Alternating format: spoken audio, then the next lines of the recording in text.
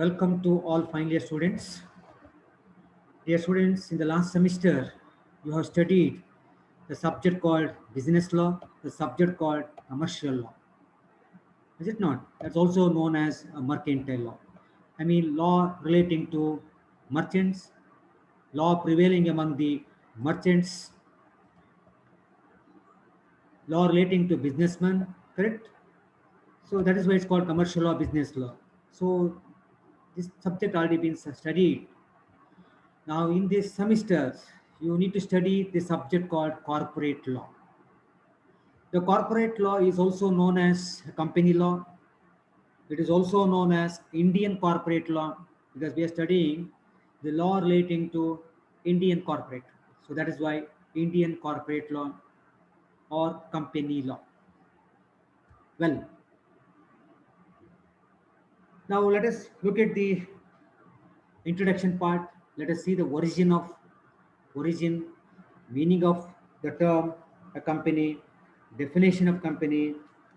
Let us discuss about meaning of company law, and we'll also discuss about applicability and the features or the characteristics of joint stock companies.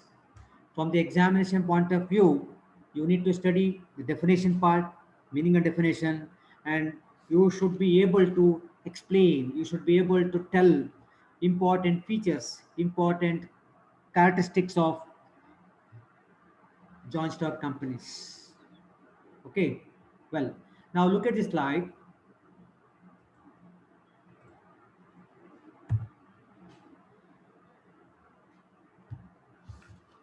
Let us see about introduction. The most of the people, believe the maxim that is non-nudi ಅಂತ ಹೇಳ್ತಾರಲ್ಲ maxim that two heads are better than one. ಒಬ್ಬನಿಗಿಂತ ಇಬ್ಬರಿದ್ರೆ ಒಳ್ಳೆಯದು ಲೇಸು. We can share our doubts, we can share our knowledge, we can also gain the knowledge. ಕಷ್ಟ ಸುಖ ಹಂಚಿಕೊಳ್ಳಿಕ್ಕೆ ಇನ್ನೊಬ್ಬರಿದ್ರೆ ಒಳ್ಳೆಯದಲ್ವಾ? So that is the maxim ನಾನುಡಿ, two heads are better than one. Well, because of this maxim, because of this ನಾನುಡಿ ಏನಾಯ್ತು ಅಂತ ಹೇಳಿದ್ರೆ the partnership start ಆಯ್ತು. ನಿಮಗೆಲ್ಲ you look at the business trend, you look at the evolution of business. Initially we had sole trading concern, ಒಬ್ಬೊಬ್ಬನೇ ವ್ಯಾಪಾರ ಮಾಡಿ start ಮಾಡಿದ್ರು, correct ಅಲ್ಲ? ಆನಂತರ ಏನಾಯ್ತು, because of the maxim two heads are better than one ಆದ ಕಾರಣ ಇಬ್ಬರು ಒಟ್ಟಾಗಿ ಪಾರ್ಟ್ನರ್ಶಿಪ್ ಅಲ್ಲಿ ಸ್ಟಾರ್ಟ್ ಮಾಡಿದ್ರು. ಇಬ್ಬರು 3 ಜನ 4 ಜನ ಸೇರಿ ಪಾರ್ಟ್ನರ್ಶಿಪ್ ಅಲ್ಲಿ ಸ್ಟಾರ್ಟ್ ಮಾಡಿದ್ರು. After the partnership evolution of business ಅಲ್ಲಿ you can see the private companies ಬಂತು. ಪ್ರೈವೇಟ್ ಕಂಪನಿ ಅಂತ ಸ್ಟಾರ್ಟ್ ಮಾಡಿ, ಪ್ರೈವೇಟ್ ಕಂಪನಿ ಅಂತ ಸ್ಟಾರ್ಟ್ ಮಾಡಿ ಬಿಸ್ನೆಸ್ ಅನ್ನ ಸ್ಟಾರ್ಟ್ ಮಾಡಿದ್ರು. ಲೇಟರ್ ಆನ್ ಆ ಪ್ರೈವೇಟ್ ಕಂಪನಿಗೆ it has gone its own limitations, especially with regard to the capital. So ಬಂಡವಾಳ ತುಂಬ ಕಡಿಮೆ ಆಗುತ್ತೆ. ಈಗ 4-5 ಜನ ಒಟ್ಟಾಗಿ ಒಂದು ಕಂಪನಿ ಮಾಡ್ಕೊಳ್ಳೋದು, 4-5 ಜನರ ಮಾತ್ರ ಬಂಡವಾಳ ಹಾಕ್ಬೋದು. ಅದೇ ಪಬ್ಲಿಕ್ನ ಇನ್ವಾಲ್ವ್ ಮಾಡಿದ್ರೆ ಆಗ ಅದು ಪಬ್ಲಿಕ್ ಕಂಪನಿ ಆಗುತ್ತೆ. ಸೊ ಹಾಗಾಗಿ ಏನಾಯ್ತು, ಈ ಪ್ರೈವೇಟ್ ಕಂಪನಿಯಿಂದ ನೆಕ್ಸ್ಟು ಪಬ್ಲಿಕ್ ಕಂಪನಿ ಅಂತ ಸ್ಟಾರ್ಟ್ ಆಯ್ತು.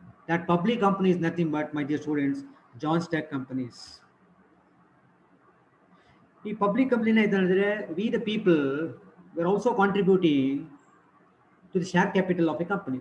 ನೀವು when you purchase a shares, when you purchase a debenture of a particular company by paying the prescribed amount, you are contributing your capital to that company. So ಏನಾಯ್ತು, ಇಲ್ಲಿ public ಇಂದ ಹಣವನ್ನ collect ಮಾಡೋ ಮುಖಾಂತರ ಅಂದ್ರೆ ಶೇರ್ನ issue ಮಾಡಿ, ಡಿಬೆಂಚರ್ನ issue ಮಾಡಿ public ಇಂದ ಹಣ ಕಲೆಕ್ಟ್ ಮಾಡಿ ಸ್ಟಾರ್ಟ್ ಮಾಡಿದ್ರಲ್ಲ, ಆಗ ಅದು ಪಬ್ಲಿಕ್ ಲಿಮಿಟೆಡ್ ಕಂಪನಿ ಆಯ್ತು.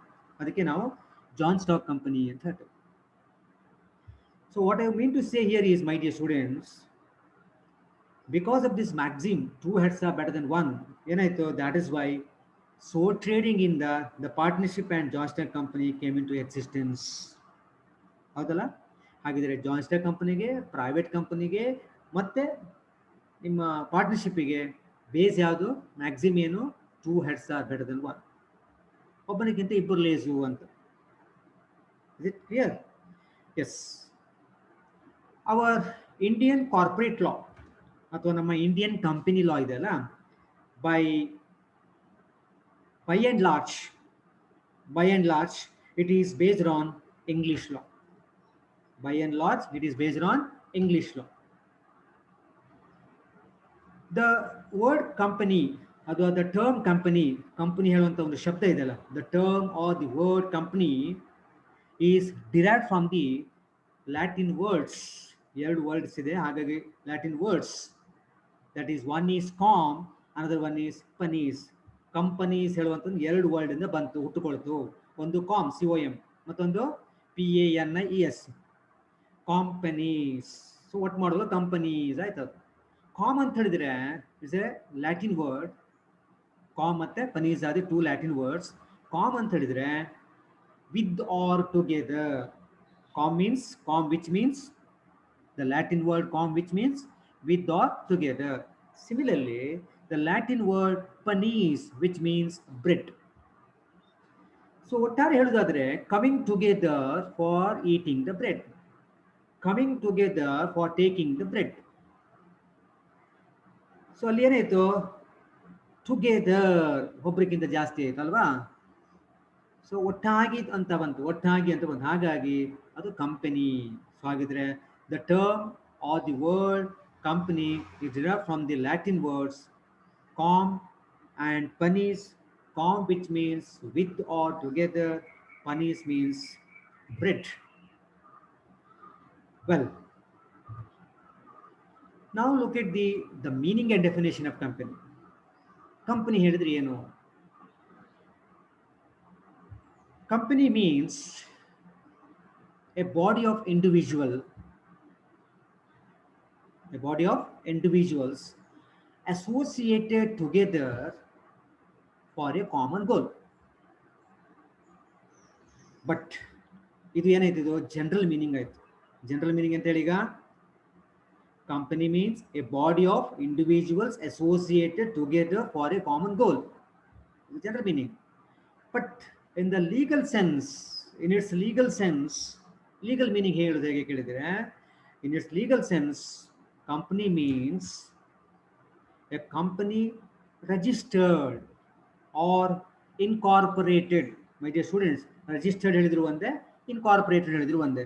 Registered or incorporated under the Companies Act. Companies Act, C capital letter ಬರೀಬೇಕು, Act A capital letter ಆಗಬೇಕು. Companies Act 2013, 2013 or earlier any act. The latest act on Companies Act ಯಾವುದು ಕೇಳಿದ್ರೆ, my dear students, 2013. You need to follow the 2013 act. Clear ಆಗಿ ಕೇಳ್ಕೊಳ್ಳಿ. ನಿಮಗೆ text book, you can purchase any text book. Okay, you can buy any text book, any author, no problem. But purchase ಮಾಡುವಾಗ ನೆನ್ಪಿಟ್ಟುಕೊಳ್ಳಿ, when you want to buy the book, textbook, remember that book should be according to the Companies Act of 2013. 2013 act ಪ್ರಕಾರ ಇದ್ರೆ ಮಾತ್ರ ತಗೊಳ್ಳಿ. Old book ಅನ್ನು purchase ಮಾಡ್ಲಿಕ್ಕೆ ಹೋಗಬೇಡಿ. So ಯಾವ ಆಕ್ಟ್ ಇರಬೇಕು, ಆಸ್ ಪರ್ 2013 ಆಕ್ಟ್ ಇದೆ. ಎಸ್, ಯಾಕಂದ್ರೆ ಸೆಕ್ಷನ್ಸ್ ಎಲ್ಲ ಚೇಂಜ್ ಆಗಿದೆ, ಓಲ್ಡಿಗೂ ನೀವು ಈಗೋ. Earlier we had 1956. ಯಾವ ಆಕ್ಟ್ ಇತ್ತು? We had companies act called 1956. 2013 ಅಲ್ಲಿ ಇದು ಆಕ್ಟ್ ಅಮೆಂಡ್ಮೆಂಟ್ ಆಯಿತು, ಆಕ್ಟ್ ಚೇಂಜ್ ಆಯಿತು. 1956 ಹೋಗಿ companies act, joint stock companies act of 1956 ಹೋಗಿ ರಿಪ್ಲೇಸ್ ಆಗಿ ಯಾವುದು ಅಂತ ಈಗ ಕಂಪನೀಸ್ ಆಕ್ಟ್ 2013. ನೀವು 2013 ಆಕ್ಟ್ ಪ್ರಕಾರ ಬರೀಬೇಕಾಗತ್ತೆ. Okay, fine. ಸೊ ಹಾಗಿದ್ರೆ ಲೀಗಲ್ ಸೆನ್ಸ್ ಅಲ್ಲಿ ಕಂಪನಿ ಅಂತ ಹೇಳಿದ್ರೆ, company means a company registered or incorporated under the companies act 2013 or earlier any act. 2013 act ಪ್ರಕಾರ ಏನಾದ್ರು ಕಂಪನಿ ಇಟ್ಕೊಂಡಿದ್ರೆ ಅಥವಾ ಅದಕ್ಕೆ ಹಿಂದಿನ ಆಕ್ಟ್ ಪ್ರಕಾರ ಕಂಪನಿ ಇಟ್ಕೊಂಡ್ರೆ ಅಂತ ಕಂಪನಿಗಳಿಗೆ ಲೀಗಲ್ ಅಲ್ಲಿ ಕಾನೂನು ಪ್ರಕಾರ ಕಂಪನಿ ಅಂತ ಹೇಳ್ಬೋದು. ಈಗ ಎಲ್ಲಾ ಕಂಪನಿಗಳು ಯಾವ ಆಕ್ಟ್ ಅನ್ನು ಫಾಲೋ ಮಾಡಬೇಕು, ಯಾವ ಪ್ರೊವಿಷನ್ಸ್, ಯಾವ provisions of which act? Provisions of companies act 2013 ಪ್ರಕಾರ ನಡ್ಕೊಂಡು ಹೋಗ್ಬೇಕಾಗತ್ತೆ. Is clear? ಎಸ್. ನಾವು ಇದು ಎರಡು meaning general meaning, legal meaning ಹೇಳಿದೆ ನಾನು. ಈಗ ನಾವು come to the definition of company. Section 2, subsection 20 of Companies Act 2013, 2013, ಇದು ಇಂಪಾರ್ಟೆಂಟ್. ಇದು 1956 ಅಂತ ಬುಕ್ಕಲ್ಲಿ ಇದ್ರೆ ಆ ಬುಕ್ಕನ್ನು ಓದ್ಬೇಡಿ. Okay, you need to refer the act which is mentioned in 2013 ಇದ್ರೆ ಮಾತ್ರ, ಯಾಕೆ ತುಂಬ ಬದಲಾವಣೆಗಳಾಗಿದೆ.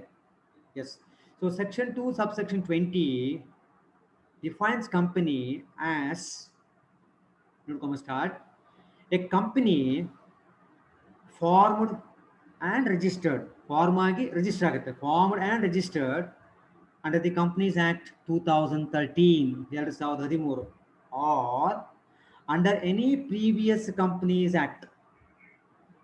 ಹಾಗಿದ್ರೆ section 2 subsection 20 of 2000 Companies Act of 2013 ಪ್ರಕಾರ ಕಂಪನಿ ಹೇಗೆ ಡಿಫೈನ್ ಮಾಡ್ತಾನೆ? It is defined as A company. ಇದು ಒಂದು ಕಂಪನಿ ಆಗಿರಬೇಕು. ಹೇಗೆ? ಎ ಕಂಪನಿ ಫಾರ್ಮ್ಡ್, ಕಂಪನಿಯನ್ನು ರೆಡಿ ಆಗಿರೋದಿಲ್ಲ, ನಾವು ಫಾರ್ಮ್ ಮಾಡಬೇಕು.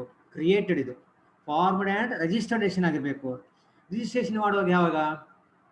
ಹಳೆಯ ಕಂಪನಿಗಳಾದರೆ 1956 ಪ್ರಕಾರ ಅದು ರಿಜಿಸ್ಟರ್ ಆಗಿರುತ್ತೆ. ಅದಕ್ಕೂ ಹಿಂದೆ ಹೇಳಿದ್ರೆ ಇದು 1913 ಅಂತ ಆಕ್ಟ್ ಇದ್ದಿತ್ತು, ಅದ್ರ ಪ್ರಕಾರ ರಿಜಿಸ್ಟರ್ ಆಗಿರುತ್ತೆ. ಇನ್ನು ಮುಂದೆ 2013 ನಂತರ ಯಾವ ಆಕ್ಟ್ ಪ್ರಕಾರ ರಿಜಿಸ್ಟರ್ ಆಗಬೇಕು? Company must be incorporated, company must be registered as per the companies act 2013. 2013 ನಂತರ ನಾವು 13 ಆಕ್ಟ್ ಪ್ರಕಾರ ಕಂಪನಿ ರಿಜಿಸ್ಟರ್ ಮಾಡ್ಕೊಂಡಂಥ ಕಂಪನಿಗಳಿಗೆ ನಾವು ಸೆಕ್ಷನ್ 220 ಪ್ರಕಾರ ಅಂತ ಕಂಪನಿ ಅಂತ ಡಿಫೈನ್ ಮಾಡ್ಬೋದು. ಇದು ಸೆಕ್ಷನ್ 2 subsection 20 ಡೆಫಿನೇಷನ್ ಹೇಳಿದೆ. I'll repeat section 2 subsection 20 definition. Section 2 subsection 20 of Companies Act of 2013 prakara defines company as a company formed and registered under the Companies Act 2013 or under any previous Companies Act. In order to come close, full stop. Now look at the general definition part.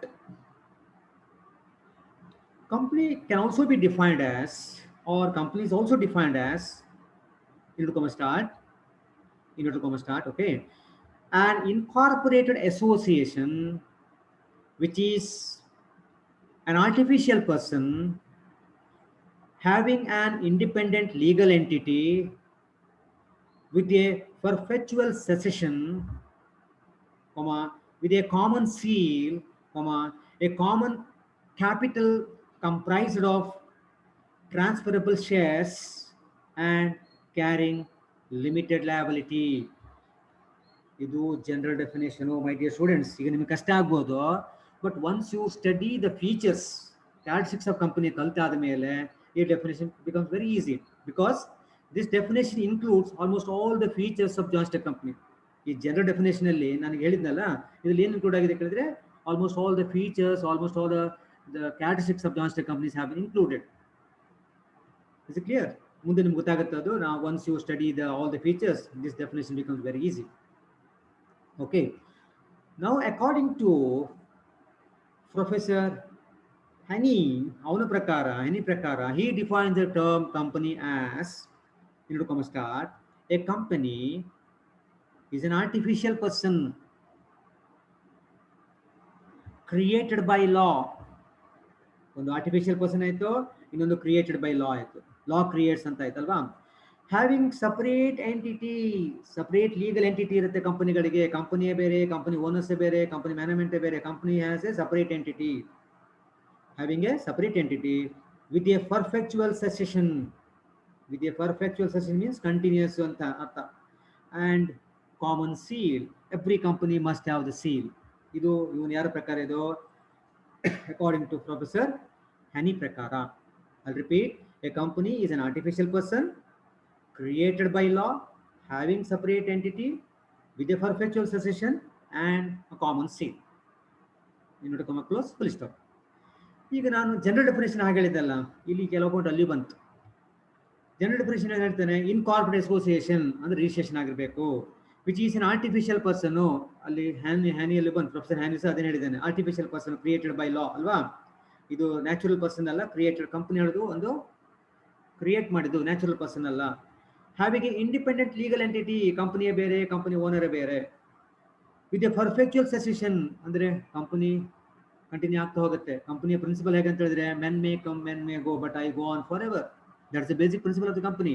ಒಮ್ಮೆ ಒಂದು institute start ಆಯ್ತು, ನಮ್ಮ college ತಗೊಳ್ಳಿ, ಒಮ್ಮೆ ಕಾಲೇಜಿಗೆ establish ಆಗಿದೆ, ಕಾಲೇಜಲ್ಲಿ ಎಷ್ಟೋ ಜನ ಲೆಕ್ಚರ್ ಬಂದರು ಹೋದ್ರು, ಎಷ್ಟೋ ಜನ ವಿದ್ಯಾರ್ಥಿಗಳು ಬಂದರು ಹೋದ್ರು, but college will remain as college, correct ಅಲ್ಲ? So this college will continue for again 100 of years, ಇನ್ನು ಮುಂದೆ ಎಷ್ಟು ವರ್ಷ ನಡೀತಾ ಹೋಗ್ತದೆ.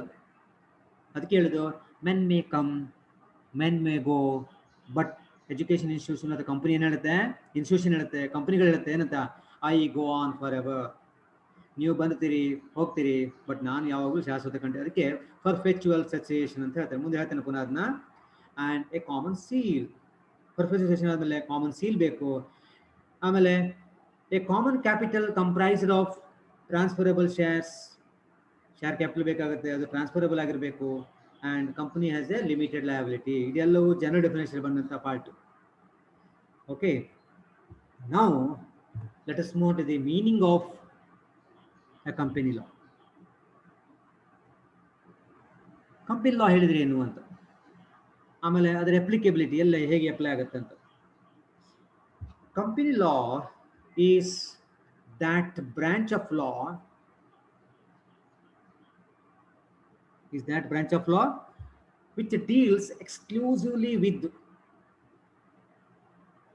all aspects relating to a companies. ಏನು ಹೇಳಿದಾನು, company law is the branch of law. ಹಾಗಿದ್ರೆ ಕಂಪನಿ ಹೇಳಿದ ಅರ್ಥ ಅಂತ ಹೇಳಿದ್ರೆ branch of law which deals exclusively with all the aspects relating to companies. ಕಂಪನಿಗಳಿಗೆ ಸಂಬಂಧಪಟ್ಟಂತ ರೂಲ್ಸ್ ರೆಗ್ಯುಲೇಷನ್ಸ್ ಅದರಲ್ಲಿ ಕವರ್ ಆಗಿರುತ್ತೆ. For example are such as incorporation of companies, company ಹೇಗೆ ಇನ್ಕಾರ್ಪೊರೇಟ್ ಆಗಬೇಕು, ಹೇಗೆ ಸ್ಟಾರ್ಟ್ ಆಗಬೇಕು, ಉಟ್ಕೊಳ್ಳೋದು ಹೇಗೆ, ಕ್ರಮಗಳೇನು, ಯಾವುದೆಲ್ಲ ಪ್ರೊವಿಷನ್ಸ್ ಇದೆ, ಲಾ ಪ್ರಕಾರ ಹೇಗೆ ಉಟ್ಕೊಳ್ಬೇಕು. ಹಾಗಿದ್ರೆ ಎಂತ ಹೇಳಿದಾನೀಗ, relating to law relating to companies such as incorporation of companies. Incorporation ಅಂದರೆ ರಿಜಿಸ್ಟ್ರೇಷನ್ ಆಫ್ ಕಂಪನಿ ಆಗೋದು ಹೇಗೆ, allotment of shares and share capital, ಈ ಶೇರ್ ಅಲಾಟ್ಮೆಂಟು ಶೇರ್ ಕ್ಯಾಪಿಟಲ್ ಹೇಗೆ ಆಗುತ್ತೆ. ಆಮೇಲೆ membership of companies, who can become the member, who cannot become the member, ಅದಕ್ಕೆ law ಬೇಕಲ್ಲ, rules and regulation ಬೇಕಲ್ಲ. ಸೊ ಮೆಂಬರ್ಶಿಪ್ ಬಗ್ಗೆ.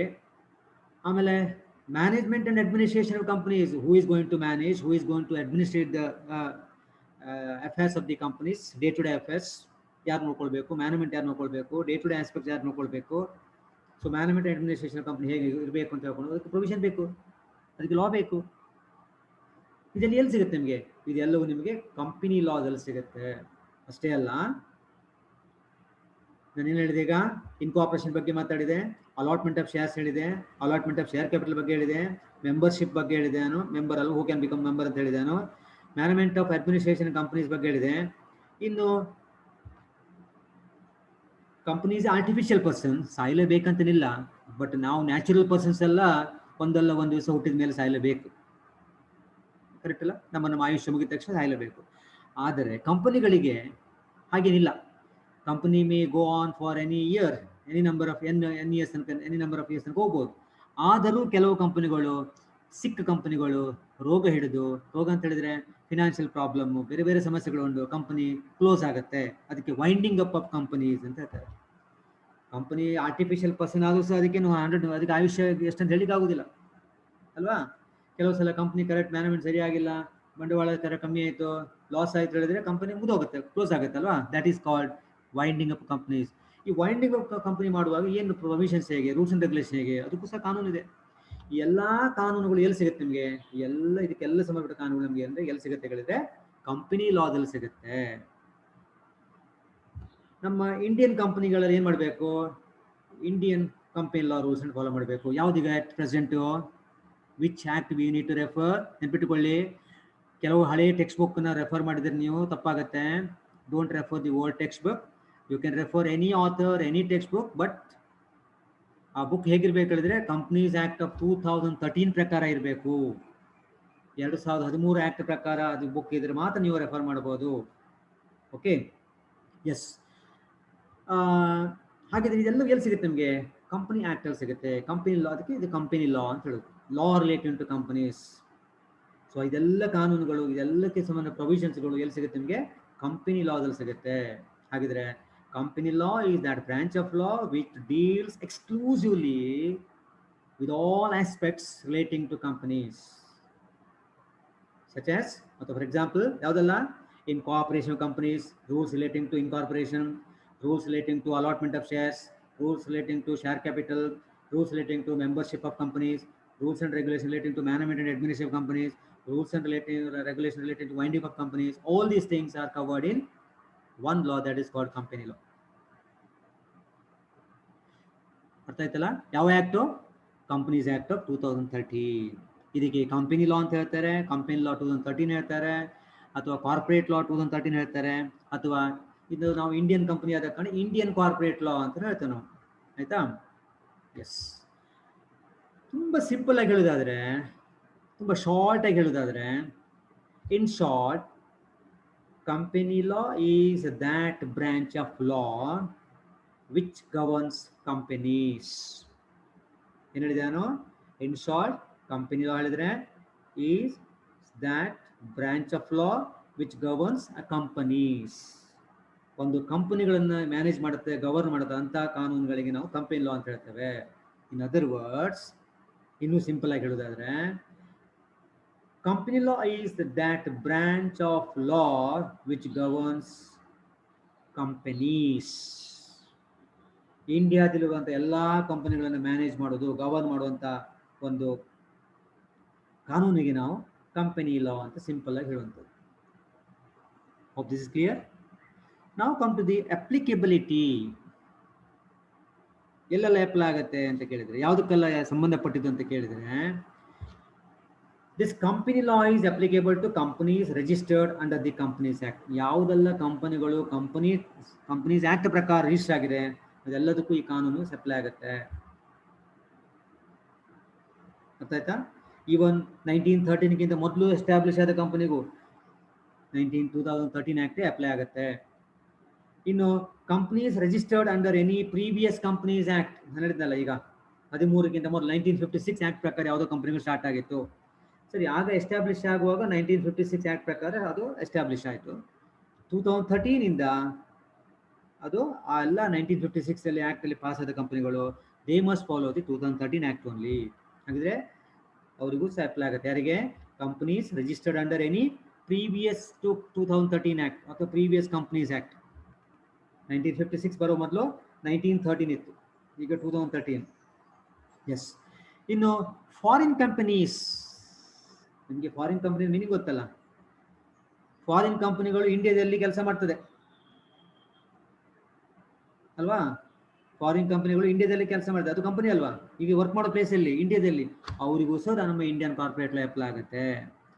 ಇನ್ನು there are certain government companies, ಇದೆಲ್ಲ ಮುಂದೆ ಕಲೀಲಿಕೊಂಡು ನಿಮಗೆ ಟೈಪ್ಸ್ ಆಫ್ ಕಂಪನೀಸ್ ಅಲ್ಲಿ ಡೀಟೇಲ್ ಕಲೀಲಿಕೊಂಡು, ಫಾರಿನ್ ಕಂಪನಿ ಹೇಳಿದ್ರೆ ಯಾರು, ಯಾವುದೆಲ್ಲ ಪ್ರೈವೇಟ್ ಕಂಪನಿ ಹೇಳಿದ್ರೆ ಯಾವುದು, ಗೌರ್ಮೆಂಟ್ ಕಂಪನೀಸ್ ಯಾವುದು, ಡಿಫರೆನ್ಸ್ ಬಿಟ್ವೀನ್ ಇದೆಲ್ಲ ಕಲೀಲಿಕೊಂಡು, ಈಗ ಫಾರ್ ದ ಟೈಮ್ ಈಗ ನೆನಪಿಟ್ಕೊಂಡು ಸಾಕು ನೀವು. This company law is also applicable to government companies. Okay,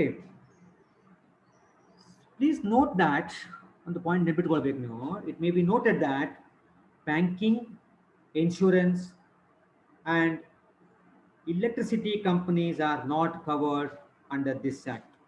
Banking companies, no. Banking anta taddu, we have got a separate act called Banking Regulation Act ide. Insurance ಗೆ separate ಆದ act ಇದೆ, insurance company act ಇದೆ. ಹಾಗೆ ಈಗ ನಾನು ಯಾವುದಕ್ಕೆ ಹೇಳಿದನು, banking, insurance ಮತ್ತು electricity companies are not covered under this act. ಅಂದರೆ ಕಂಪನಿ ಲಾ ಆಕ್ಟ್ ಅಲ್ಲಿ ಇದು ಮೂರು ಬರೋದಿಲ್ಲ. Okay, well, now let us come to the important features or important characteristics of joint stock companies. This is very, very important from the examination point of view. ಮಕ್ಕಳೇ, examination point of ವ್ಯೂಯಿಂದ almost ನಿಮಗೆ ಒಂದು questions ಹೆಚ್ಚಾಗಿರುತ್ತೆ. Define company ಅಥವಾ define joint stock companies, explain the features or explain the nature, characteristics of joint stock company. ಎಲ್ಲ ಒಂದೇ, feature, nature, characteristics of joint stock company ಎಲ್ಲ ಒಂದು. Features, characteristics of joint stock company ಕೇಳಲಿ, features, characteristics of companies ಕೇಳಲಿ, answer same. Okay, the first feature is, you can see in my slide, the first feature is voluntary association.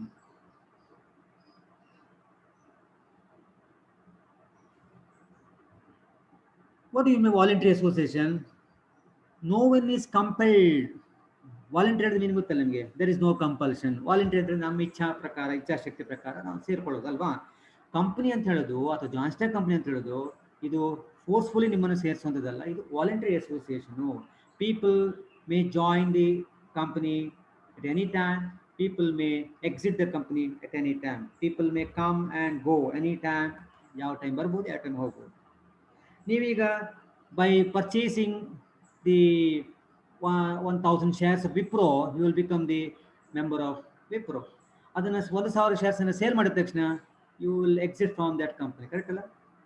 So ನಿಮಗೆ ಇಷ್ಟ ಬಂದಾಗ purchase ಮಾಡ್ಬೋದು, ಇಷ್ಟ ಬಂದಾಗ ನೀವು sale ಮಾಡ್ಬೋದು, ಸೇಲ್ ಮಾಡಿದ ತಕ್ಷಣ ನಿಮಗೆ ಮೆಂಬರ್ಶಿಪ್ ಹೋಗುತ್ತೆ, ಕರೆಕ್ಟ್ ಅಲ್ಲ? ಹಾಗಾಗಿ a joint stock company is a voluntary association. No one is compared to join. ನಿಮಗೆ ವಿಪ್ರೋ ಶೇರ್ ತಗೊಳ್ಳೇಬೇಕಂತ ಹೇಳ್ತಾರೆ, you can buy Infosys share. It is left to the market value ಅಲ್ವಾ.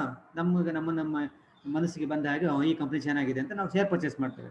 By purchasing the minimum number of shares will become member. ಎಲ್ಲಿ ತನಕ ಅಷ್ಟೇ ನಾವು share ಇಟ್ಕೊಳ್ತೇವೆ ಅಲ್ಲಿ member ಆಗಿರ್ತೇವೆ, ಆ ಕಂಪನಿ ಹೋಗ್ಬಿಟ್ಟಾರೆ ಆಗ್ತೇವೆ ನಾವು, ಕರೆಕ್ಟ್ ಅಲ್ಲ? ಓನರ್ ಆಗ್ತೇವೆ. All members are owners of the companies. Shareholders are the owners. ನಿಮ್ಗೆ ಗೊತ್ತದು, all the shareholders are considers a owner of the companies. ಅದು ನಾವು ಶೇರನ್ನು ಸೇಲ್ ಮಾಡಿದ ತಕ್ಷಣ ನಮ್ಮ ಮೆಂಬರ್ಶಿಪ್ಪು, ಶೇರ್ ಹೋಲ್ಡರ್ಶಿಪ್ ಹೋಗುತ್ತೆ, ಆ ಕಂಪನಿಗೆ ನಮಗೆ ಸಂಬಂಧ ಇರೋದಿಲ್ಲ, ಕರೆಕ್ಟ್ ಅಲ್ಲ? ಅದಕ್ಕೆ ಹೇಳಿದ್ದು one of the important first features of joint stock company is voluntary association. So A joint stock company is A voluntary association. That means no one compel another person to become a member of joint stock company.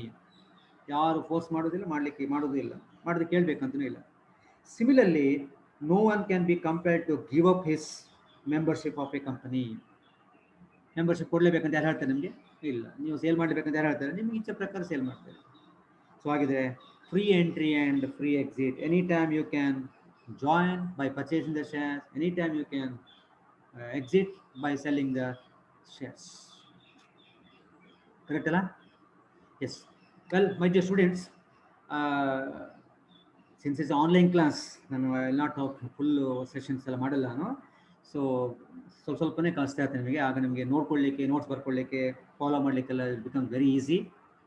So first feature ಮಾತ್ರ ನಾನು study ಮಾಡಿ ಇವತ್ತು ಹೇಳಿದೆ ನಾನು. ಉಳಿದ ಫೀಚರ್ನ next ಕ್ಲಾಸಲ್ಲಿ ನೋಡೋಣ. So total ದರ 13 ಫೀಚರ್ಸ್ ಇದೆ, 13 ಫೀಚರ್ಸ್ ಇದೆ. ಇದು ನಿಮಗೆ ಇಂಪಾರ್ಟೆಂಟು ಫಾರ್ ಲಾಂಗ್ ಕ್ವಶನ್ಗೆ ಇದು important. So don't neglect the class, make notes ಬರ್ಕೊಳ್ಳಿ. Is it clear? Any doubts definitely you can ask the doubts, you can give a call to me. Okay, so ಹಾಗಾದರೆ will continue next class. Till then have a nice time. Thank you very much.